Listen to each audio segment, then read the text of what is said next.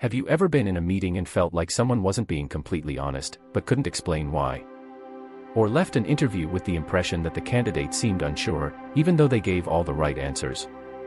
The truth is, our bodies reveal much more than we'd like, and often more than we consciously realize. In important situations, like a negotiation, a serious talk, or even a casual encounter, the signs are all there. Tiny facial movements, barely noticeable gestures, slight changes in posture. This is what we call nonverbal communication. And within that, there's something even more subtle and powerful: microexpressions. They're emotional reactions that last less than a second. Completely out of our control, they reveal our true feelings before we can hide them. Knowing how to read them gives you a huge advantage. You can sense when someone is uncomfortable, anxious, or even lying. In this video, we'll dive into this silent world where every glance, every raised eyebrow, every jaw clench can tell an entire story. And by the end, you'll understand why some people can read the room so easily, and how you can become one of them. Get ready to see beyond words. Because what's left unsaid is often what matters most. Now that you know the body speaks, it's time to understand how it speaks, and why it sometimes reveals more than we intend. Among all nonverbal cues, microexpressions are like brief windows into the truth, opening for just a fraction of a second. So, what exactly are microexpressions? They're involuntary, ultra-fast facial expressions, usually lasting between January 25th and 1/5 of a second, that show up when we feel strong emotions and don't have time or control to hide them. Even when we try to stay neutral, our faces often reveal flashes of genuine emotion. The concept was developed and popularized by psychologist Paul Ekman, who discovered that these expressions are universal. A smile of joy or a look of fear follows the same basic pattern whether you're in Tokyo or small-town Canada. This means we all share a silent emotional language, regardless of culture. Unlike prolonged facial expressions, which can be trained or faked, microexpressions are spontaneous. That's what makes them so valuable to anyone trying to truly understand others. They highlight the mismatch between what someone says and what they're really feeling. In job interviews, for example, a candidate might sound confident, but a flash of fear in their eyes could tell another story. In relationships, a forced smile might be betrayed by a split-second sneer of contempt. Learning to spot these cues isn't about manipulating or judging. It's about noticing. And that's the kind of awareness we're going to build now, starting with the emotions we all wear on our faces. Now that you understand what microexpressions are, let's look at the emotions they reveal. Paul Ekman identified 7 universal emotions that any human can recognize, no matter the culture. These are joy, sadness, anger, fear, surprise, disgust, and contempt. Each one has specific facial signals that may flash for just a moment. Joy, for example, isn't just in the mouth. A genuine smile involves the eyes too. Wrinkles form at the corners, creating what we call crow's feet. When a smile is fake, the eyes stay still, and trained observers can spot that instantly. Sadness appears through downturned lips, raised inner eyebrows, and a downward gaze. Anger shows up as narrowed eyes, furrowed brows, and tight or pressed lips. Fear is one of the easiest to notice: wide eyes, raised eyebrows, and lips stretched slightly back. In contrast, surprise also opens the eyes wide, but with higher arched brows and a softly open mouth forming an O. Disgust is easy to pick up on. The nose wrinkles, as if something smells bad. Contempt, however, is subtler, usually shown by a single corner of the mouth rising slightly. It's the only microexpression that's clearly asymmetrical. These signals may last less than half a second, but they speak volumes. Imagine a recruiter asking a candidate if they've ever worked well on a team. The candidate smiles, but for a split second, contempt flashes across their face. What once felt like a warm answer now raises a red flag. Spotting these signs takes practice, but the key is attention to detail.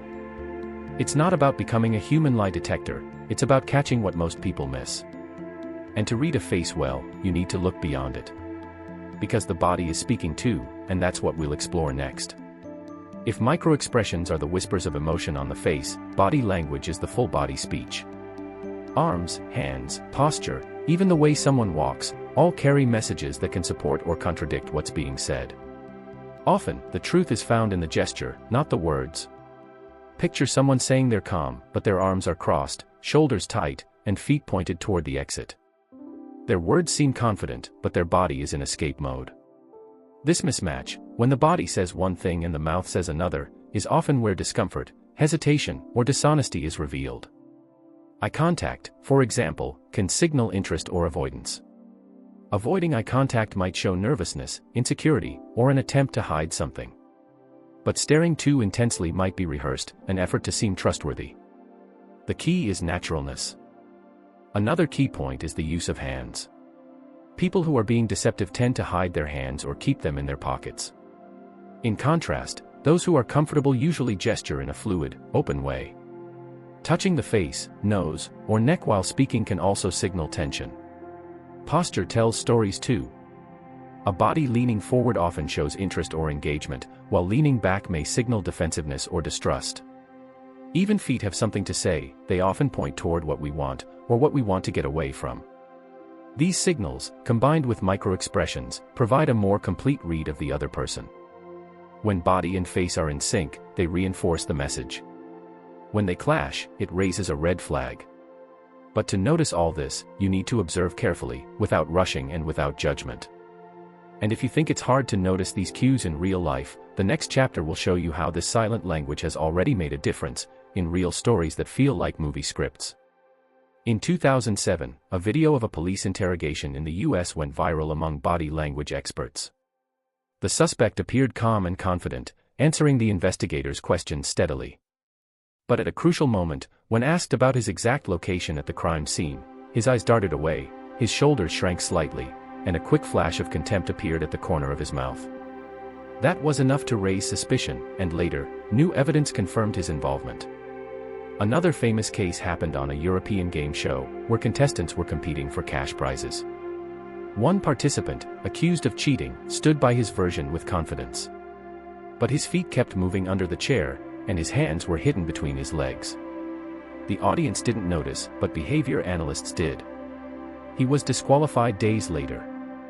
In the corporate world, these readings happen too. A company executive, denying involvement in a financial scandal, kept a neutral facial expression during a press conference. But his microexpressions revealed disgust and fear. To the general public, he just looked nervous. But to those trained in nonverbal cues, it was the body language of guilt. These cases show how subtle signals can change the course of an investigation, a negotiation, or an interview. And the most striking part? The signs were there the whole time, just unnoticed by most. And if you think this only matters in courtrooms or reality shows, think again. In the next chapter, we'll bring this knowledge into your world, and show how to apply it ethically and effectively in everyday life. You don't need to be a criminal profiler or interrogation expert to apply nonverbal reading in your daily routine. All it takes is intentional observation. Recruiters, team leaders, salespeople, and even parents can all benefit from paying closer attention to what isn't said. In a job interview, for instance, don't just listen to the answers, watch the candidate's body. Is there congruence between their words and actions? A verbal yes might come with a subtle head shake indicating no, a sign of doubt or a desire to please. In corporate settings, a mindful manager can notice when someone's uncomfortable, even if they stay quiet. An employee who crosses their arms and stares at the floor might be frustrated or insecure. Spotting that early can prevent conflict and improve team communication. In sales, reading the customer's body language can make all the difference. Restless hands, darting eyes, and a closed posture may suggest doubt or mistrust. But a slight lean forward and open gestures often indicate genuine interest. To train your perception, start by watching videos with the sound off. Look at interviews, reality shows, or news clips and try to read the emotions based only on faces and body movements. Another great exercise, practice in front of a mirror. Observe your own reactions while talking about different topics: joy, anger, embarrassment. It builds empathy and emotional awareness. But one essential point, always use this knowledge ethically. The goal isn't to manipulate or judge, but to better understand the context, make more informed decisions, and build more authentic relationships. Because when you learn to listen with your eyes, you'll find every encounter is filled with signals, and with practice, you'll become fluent in this silent language.